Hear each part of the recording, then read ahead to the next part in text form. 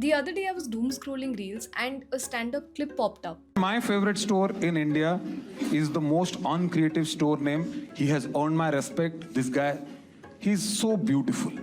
No thoughts given. Vijay Sales. He doesn't like two questions. What your name? What you do? The crowd was laughing, the reel went mega viral. People started talking about a brand which most people until that point hadn't even noticed. Today, when every other brand is trying to be an AI tech platform, this was a store that was just saying, well, we sell things. That felt a bit strange. Inside Vijay Sales headquarters, an employee saw that clip and just panicked. He told his boss that they needed to file a defamation case against that stand-up comedian. But the boss, whose name was Nilesh Gupta, watched the video twice. He realized something.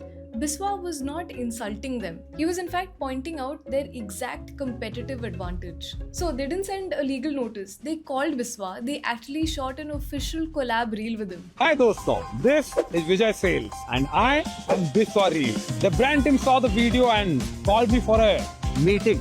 देखते हैं क्या होता है on myself. That hit 3.8 million views. कुछ ही दिनों में a legacy brand became internet cool.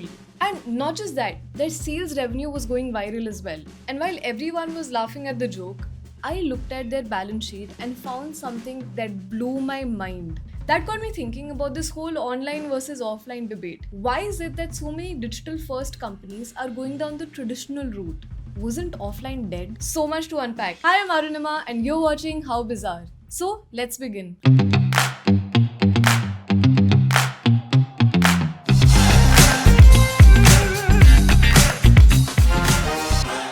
Okay, let's turn back the clock. In 1967, a man named Nanu Gupta opened a tiny shop in Matunga, Mumbai. He sold sewing machines and fans. He started with exactly 2,500 rupees. By 2018, that company hit 3,250 crore rupees in turnover. In FY25, that number became 10,000 crores. And cut to April 2026, it's at 13,000 crore rupees. To put that in perspective, that's a growth rate of 22% every year. Today, they sell everything. Phones, laptops, televisions, ACs, washing machines. That's some 169 stores across India and growing. But how'd they do it? There was no venture capital involved, no private equity.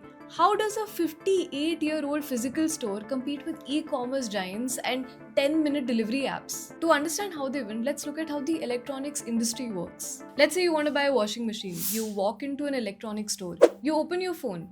That same model in the store is 4,000 rupees cheaper online. You ask the salesman to match that price, but he just can't.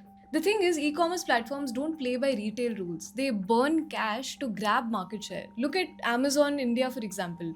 They lost almost 400 crore rupees last year alone. And honestly, that was a good year. The year before that, they bled nearly 3,500 crore rupees. To put that in perspective, that's like burning almost 10 crore rupees every single day just to keep the prices artificially low in the market. Over the last decade, they have burnt like billions of rupees. But how does the economics work? Well, Amazon can afford to take a massive loss on a washing machine because their cloud division, AWS, prints money. It's a classic cross-subsidy playbook. A corporate IT department in New York pays for cloud storage, and in turn, it subsidizes the discount on your air conditioner in Bengaluru. Vijay Sales just sells electronics. They pay commercial rent and cover salaries. So because of that, they can't hope to even compete in this capital dumping price war. But that price gap is not just because of burning money. It actually starts right at the factory level. Brands essentially use something called SKUs, stock keeping units. Basically, it's a unique barcode for every product. Now, turns out some brands manufacture specific products just for these particular platforms. These are called derivative SKUs. How it works is they take a popular offline TV, downgrade the remote, change the color from titanium to plastic grey, and give it a new barcode. That's why you might not find the exact TV online which you saw in the store, and vice versa.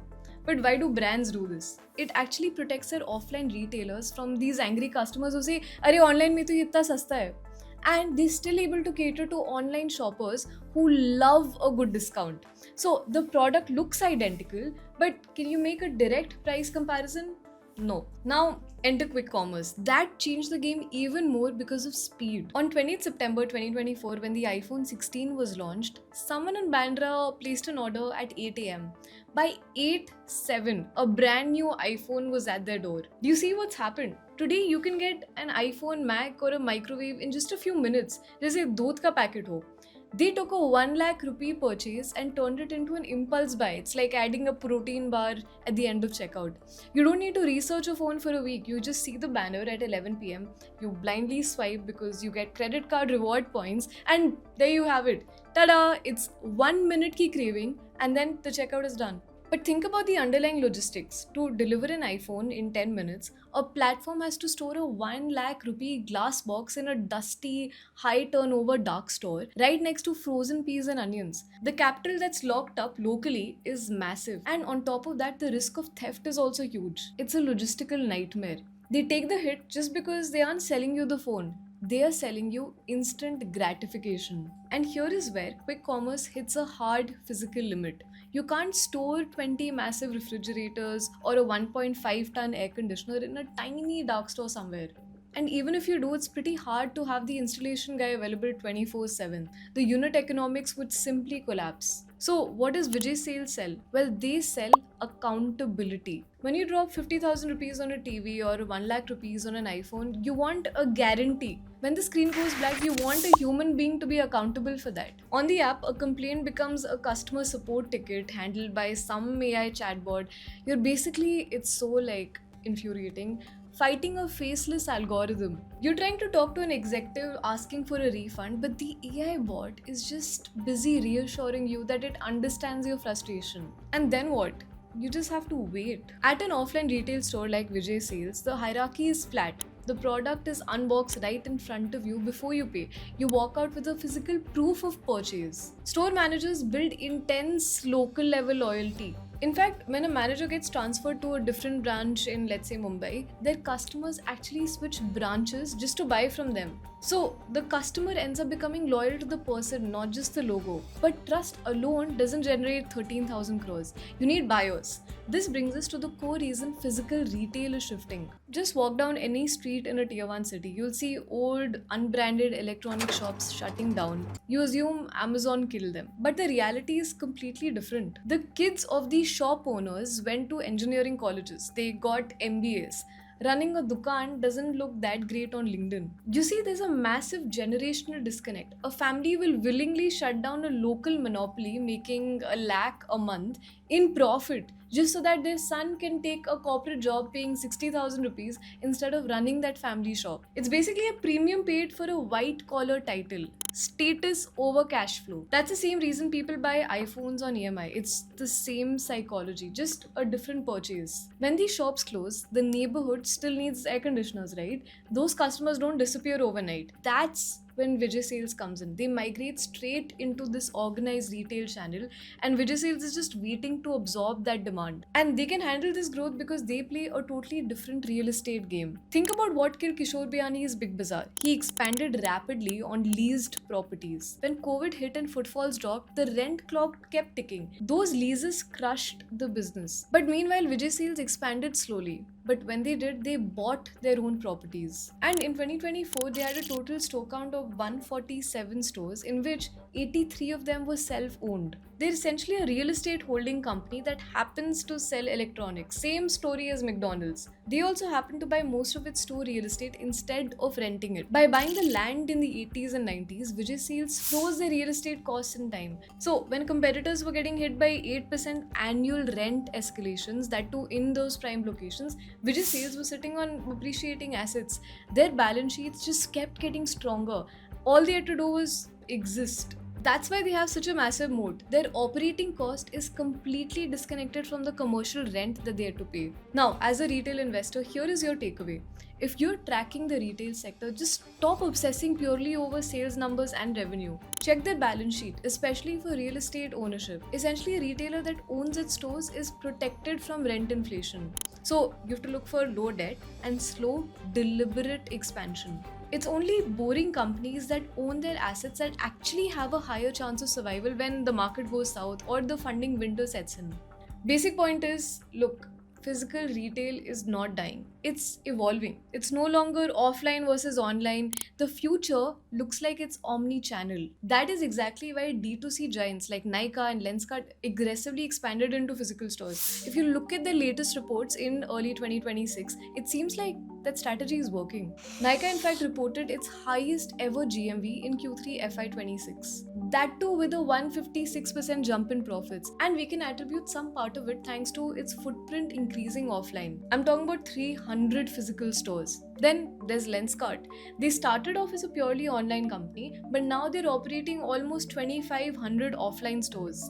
That too across India. And if you look at the Q3 FY26 report, look at the stores opened in the last 9 months. Those alone are generating almost 13 lakh rupees in average monthly revenue. I mean, sure, you can have the best virtual try-on tech in the world, both for buying glass or checking the foundation shade that matches your skin tone. Customers still want that physical touch point. That's what builds trust. Now, let's be real. This is not some ad for Vijay Sales. It's not some perfect fairy tale. Vijay Sales has its own blind spots. Their website UI is actually quite good and modern. Their pricing still is not as competitive when you market against e-commerce cash burn. And so while quick commerce changed the game back in 2024 with the iPhone 16, let's look at today. Right now, you can grab an iPhone 17 for approximately 73,000 rupees after cash discounts and exchange bonuses on Flipkart. You don't even have to move an inch from your chair. But if you check the same product on Vijay Sales, it offers it for 78,000 rupees even after their own card discounts online and in store. So okay, here on the surface they've lost the raw price war. So how do they protect their margins? Well, they do that using extreme data precision. Vijay Sales uses GfK, one of the world's largest consumer market intelligence firms, to track actual point of sale data. What that means is, in physical retail, you're not holding unsold inventory, and that's actually killing your business. They know exactly which TV or fridge is moving in which neighborhood. That too month by month, store by store. So this actually helps them keep zero dead stock, and so their margins don't take a hit as much. And let's be entirely real about what it takes to actually build this. Building wealth this way, organically and extremely slowly without any artificial capital, is extremely slow. Compare it with modern startup founders. Dipinder Goyal built $1 billion fortune with Zomato in less than 15 years. Nanu Gupta started with a single showroom in 1967. It took 58 years and 3 generations of the Gupta family to get here. People look at 13,000 crore rupees in revenue and think it's just magic, it just fell from the sky. But offline retail margins are actually brutally thin.